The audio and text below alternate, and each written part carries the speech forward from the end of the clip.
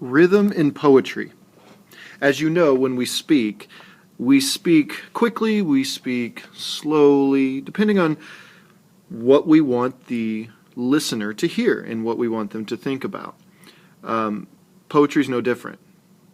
Some people like to think that poetry focuses solely on the words and the thoughts behind the words, and boy, oh boy, is that a big part of poetry. But it is not poetry in and of itself. There's rhythm involved. There's a whole way of presenting these deep thoughts in these words. So let's take a look at it. The Star by Anne and Jane Taylor.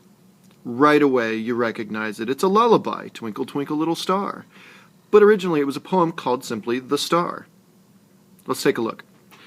Twinkle, twinkle, little star, how I wonder what you are.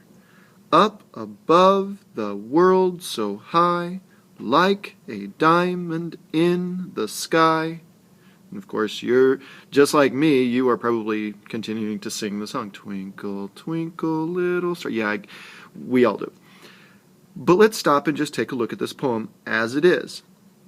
If you were listening to me, or even listening to yourself reading along with me, you heard the stressed and unstressed syllables. The unstressed syllables where your voice went down, and the stressed syllables where your voice went up. So I want to teach you a technique to recognize these stressed and unstressed syllables by using this poem. Still going to use the same poem, The Star, by Anne and Jane Taylor, but we're going to write it in a very specific way. Watch what I do.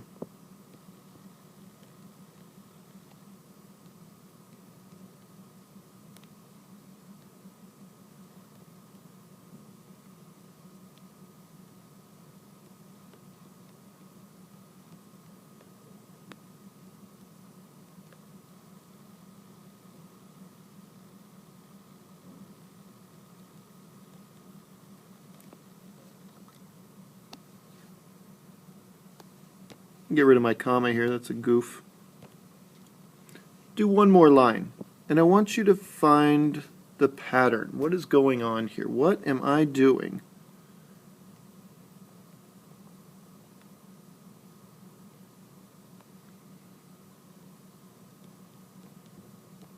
You're noticing that I am using both capital letters as well as lowercase letters. Twinkle, twinkle, little star, how I wonder what you are. If you guess that I am capitalizing the syllable that I'm stressing, putting emphasis on, then you are correct. Use a little highlighter here. I'm going to highlight the stressed syllables.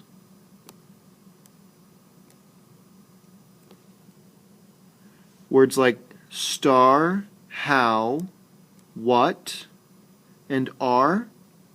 Well, those are just one-syllable words, so if it's on a stressed part of the line, then of course you would just capitalize the whole word.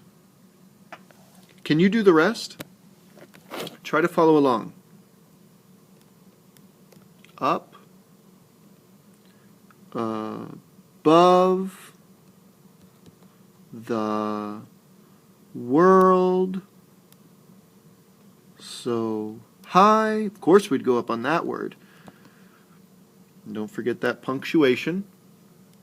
Like a diamond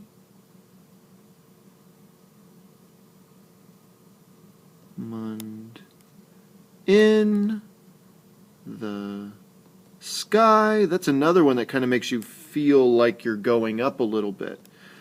Poetry plays on these sorts of things all the time. So looking at the stressed and unstressed syllables in the poem The Star by Anne and Jane Taylor, this is how we would rewrite it in order to stress the unstressed and stressed syllables. I'll just highlight those so we can see it a little bit clearer if that helps you. Now some of you are going, whoa. That word diamond, here's the thing about poetry. Yeah, poetry can play with words like no other art form can. Diamond. Technically, that's a 3-syllable word. But poetry, they've got some creative license. They've got some elbow room. They pulled that right into that first syllable. Diamond. Diamond. It's supposed to be diamond, but poetry didn't like that, so they changed that. So that's why we can get away with stuff like this. You could even make this, if you're including the A in the first syllable, you could even include that. Either way, you're saying it, diamond, in the sky. I want you to try this now. This is one of my personal favorites. I love this poem. Its simplicity, there's a lot more to it than what's on the surface of this and the words alone. It's one of those poems that makes you think. We have done in class walking poetry, and this is a form of walking poetry, only he uses the word wandered. Same idea. And William Wordsworth is not a poet that you are going to soon forget. William Wordsworth will show up in almost every poetry class that you have, or lesson that you have. Very well-known poet. So let's read this one, and then you're going to try to do this. It's called I Wandered Lonely as a Cloud by William Wordsworth. I wandered lonely as a cloud that floats on high o'er vales and hills, when all at once I saw a crowd, a host of golden daffodils, beside the lake, beneath the trees, fluttering and dancing in the breeze. It's just a beautiful poem. What I want you to do right now is I want you to, as soon as I tell you to, pause this video. Read this a few times. Again, a reading strategy is to reread the text. Right now, I don't want you to so much try to understand the text. I want you to practice rewriting this, noticing the stressed and unstressed syllables. So again, I want you to pause this when I tell you to, and then when you have written on a piece of paper, after rereading this, written it down as we did with the poem before this, The Star, with the capital letters on the stressed syllables and the lowercase letters on the unstressed syllables, then you may press play, and so you can see what it actually should look like.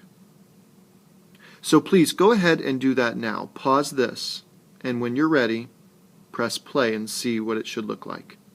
Go.